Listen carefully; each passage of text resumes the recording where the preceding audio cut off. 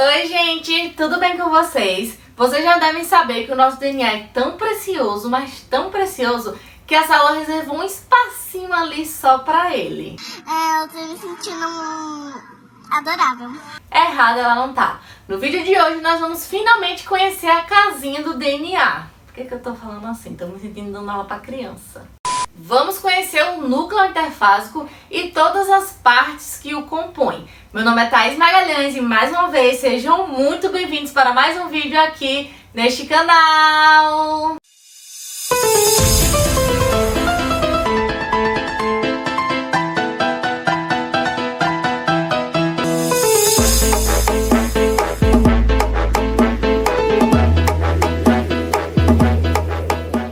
Antes de começar esse vídeo, já deixa o seu like que me ajuda muito. Compartilha, comenta aqui embaixo. Se você é novo por aqui, se inscreve aqui embaixo. E não esquece de ativar o sininho para receber notificação sempre que tiver vídeo novo por aqui. E vamos aos slides! Bom, gente, então na aula de hoje nós vamos estudar o núcleo interfásico e os seus componentes. Ou seja, o núcleo durante uma interfase, que é uma fase que a célula não está se dividindo, está lá, ó, de boa na lagoa. E esse núcleo vai ser diferente do núcleo que nós encontramos durante as divisões celulares. E tudo isso começou em 1866 com Wernher Haeckel, que falou que o núcleo era o principal agente responsável pela divisão das células. Para ele, o material genético estava ali contido dentro do núcleo. Então, o núcleo era o principal agente da herança. É lindíssimo, né, minha gente? Falou tudo. O núcleo é tão importante que a gente precisa estudar ele para ter conhecimento mais aprofundado da genética. E para vocês terem noção de como o núcleo é importante, eu trouxe aqui um experimento conhecido como experimento de Balbiani, que foi o experimento que descobriu de vez que o núcleo era fundamental ali para a célula. Ele trabalhou com amebas, que são esses seres aí fofinhos. Não tão fofinhos porque causam doença na gente, né? Mas são esses protozoários aí. Aí o que é que ele fez? Ele falou bem assim, eu vou dividir essa ameba aqui no meio e vamos ver o que é que acontece. E aí ele gerou duas amebinhas, uma que possuía núcleo e outra que não possuía núcleo, como a gente vê aí nos slides. O pedaço que continha o núcleo ficou ali, ó, mó paz, e continuou vivendo, levando a vida, mesmo após essa experiência aí traumática. Já o pedaço sem núcleo não levou muitos dias e acabou morrendo. Logo depois ele repetiu o experimento, pegou essa ameba nucleada antes dela morrer e colocou ali o núcleo de outra ameba. E ela viveu lindamente, se reproduziu, comeu, teve filhotinhos, e aí esse experimento mostrou como que o núcleo é fundamental para a manutenção celular. O núcleo, então, vai ser uma região que está ali na célula, que tem um formato alongado ou circular. E ele tem basicamente duas funções. Ele protege o nosso material genético, ele armazena, o núcleo é a casinha ali do DNA. Estou me sentindo dando aula para criança. Com exceção do DNA mitocondrial, que está lá dentro das nossas mitocôndrias, e com exceção do DNA cloroplastidial, que está dentro dos cloroplastos, das plantas e das algas, porque a gente não tem cloroplasto, não. Então, o núcleo vai estar protegendo ali o nosso material genético e nele vão ocorrer eventos importantes, como a gente já viu, como a duplicação do DNA, a transcrição do RNA. E, além disso, o núcleo é o centro de controle celular. Ele é que comanda tudo, ele é que manda em tudo ali. Então, ó, ele fica se achando. É o poder, aceita porque dói menos. E ter um núcleo ali delimitado por uma membrana é o que separa as células eucariontes das células procariontes. Então, como aqui exemplo das células eucariontes, eu trouxe uma célula animal e vegetal, e os procariontes, as bactérias, que tem uma playlist que eu vou deixar passando aqui em cima para você ir lá conferir. Esse nome eucarionte, tudo que tem eu na biologia significa verdadeiro. Então, é como se tivesse um núcleo ali, como se tivesse não, porque tem. Então, esse eu está associado a ter um núcleo verdadeiro. Então, tudo que tem eu na biologia, minha gente, é porque significa que é o verdadeiro. Acho que é por isso que o povo bota no Instagram, né? Eu, Thaís. Eu não sei quem. Eu, fulano. Thaís, então quer dizer que o núcleo está presente em todas as células eucarióticas? Depende. E eu adoro responder depende para as perguntas biológicas. O número de núcleo pode variar dependendo do tipo celular. Geralmente, nas células eucarióticas, a gente encontra um núcleo por célula. E essas células são chamadas de uninucleadas. Mas existem alguns protozoários que têm dois núcleos ali dentro da sua célula. O macronúcleo e o micronúcleo. E são chamados de binucleados. E existem também células que têm vários núcleos, que são chamadas de multinucleadas. como as células do músculo estriado esquelético. E existem também células que não vão ter núcleo. Pois é.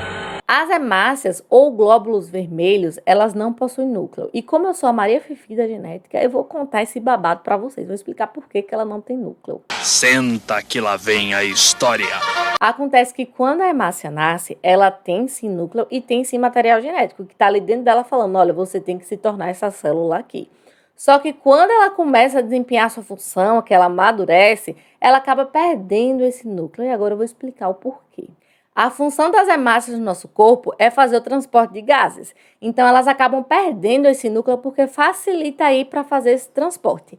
E além disso, minha gente, vou contar a fofoca para vocês. O núcleo é que nem uma opalinha, bebia um oxigênio leso. Então, ela ia lá, ó, fazia o transporte. Na hora que chegava, o núcleo tinha consumido boa parte do oxigênio. Então, para ela não estava compensando. Então, por não ter um núcleo ali, elas vão ter um tempo de vida muito curto.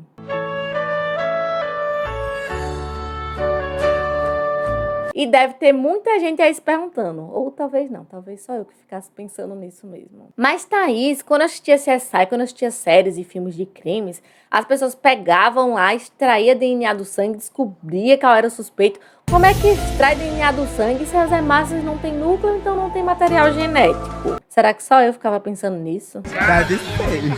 Quando a gente vai extrair DNA do sangue, minha gente, a gente utiliza as células brancas, como por exemplo os leucócitos, que vão ter lá o seu núcleo e vão ter então material genético. Então, essa aí é a fofoca das hemácias. E após essa fofoca construtiva e edificante, vamos estudar agora as partes que compõem o núcleo. E vamos começar por ela, a membrana nuclear, também chamada de carioteca. É ela que vai estar ali, ó, separando os eucariontes dos procariontes, como a gente já viu no início da aula. E ela funciona, minha gente, como uma espécie de segurança, controlando ali quem entra e quem sai. Então, chega uma substância nova, ela fala, chegou agora, já quer sentar na janelinha, meu bem. Essa membrana vai ser uma bicamada lipídica e ela vai ser composta de duas membranas. Então, a membrana do núcleo vai ter uma membrana externa e uma membrana interna. Olha aí como que a segurança é reforçada, né? Porque, como diria amanhã, o núcleo não é a casa da mãe Joana, não é qualquer pessoa que vai entrar aqui, não. Então, a segurança é feita aí de uma maneira reforçada. Vai ser uma membrana dupla,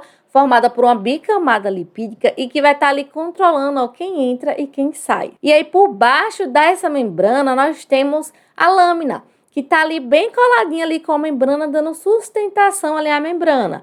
E vocês lembram quando eu expliquei para vocês em aulas anteriores que os cromossomos ficavam ligados ali, ó, à membrana, procurando o seu parzinho? Na verdade, eles se ligam aí a essa lâmina. E essa lâmina, além de ser ponto de ancoragem dos cromossomos, também são pontos de ancoragens ali, ó, dos poros, que são buraquinhos ali presentes na membrana nuclear. Então, esses poros são como se fossem portinhas ali, ó, que a galera que vai entrar no núcleo e vai sair do núcleo tem que passar ali por eles. E eles são poros seletivos, tá, minha gente? Não é qualquer coisa que entra, não é qualquer coisa que sai, não.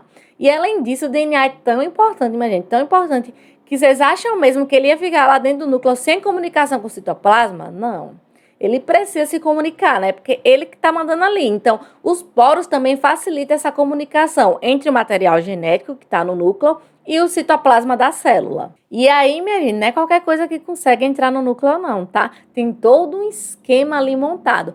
Para você conseguir entrar no núcleo, você tem que ter um peptídeo sinal, que é uma sequência sinal, que os poros vão identificar essa sequência e vão falar se você entra ou se você não entra. É como se fosse aquelas pulseirinhas que a gente vai pra festa, sabe? Que lê lá na maquininha que fala, não, essa daqui é verdadeira, passa, essa daqui é falsa, não vai passar, não. Se bem que às vezes falsificam e passa, mas enfim.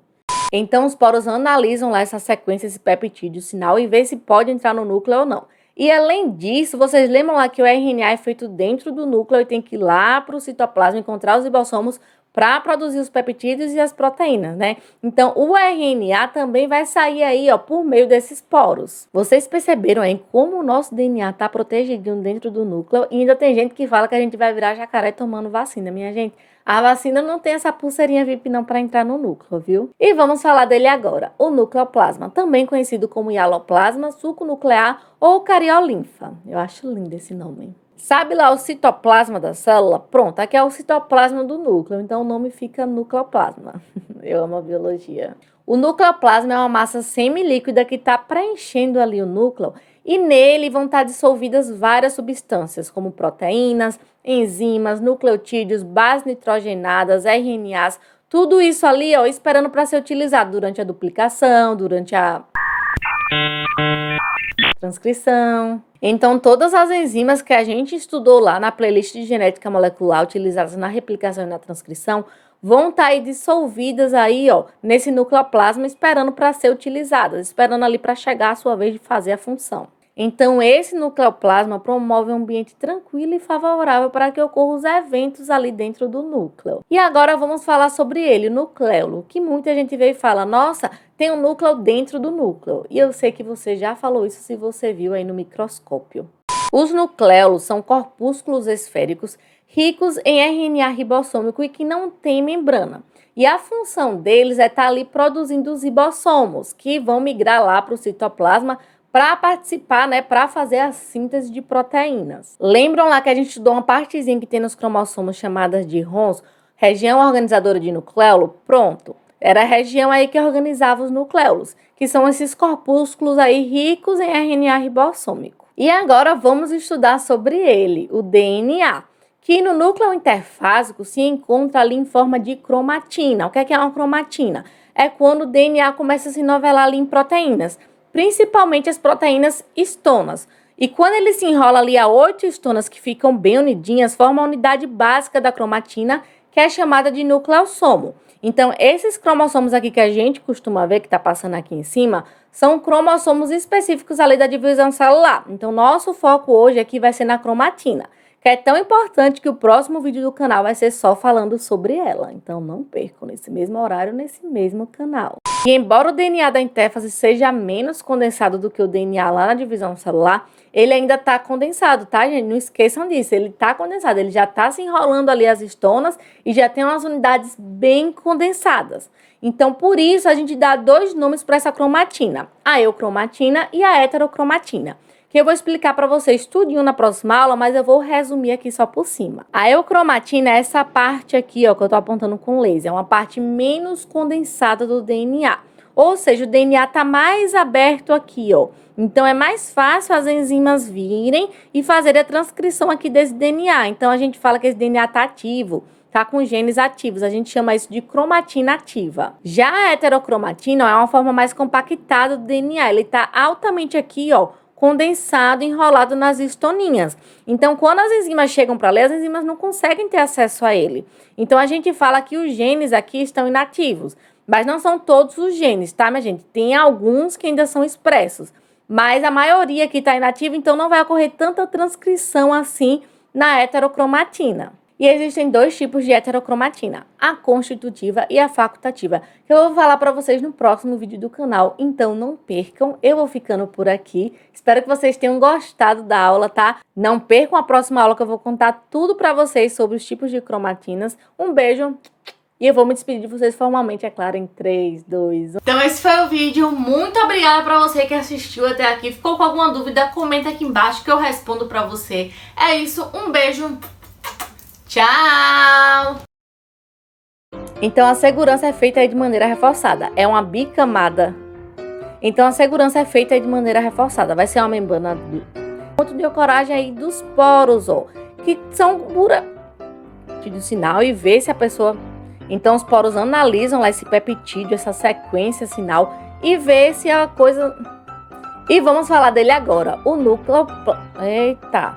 Então não percam a próxima aula que eu vou falar bem. Não percam a próxima aula que eu vou falar bem aprofundamente ou profundamente. Profundamente, né? Não percam a próxima aula que eu vou falar profundamente aqui sobre as cromatinas. Não percam a próxima aula que eu vou falar aprofundamente ou profundamente, gente. Não percam a próxima aula que eu vou contar tudo pra vocês sobre os tipos de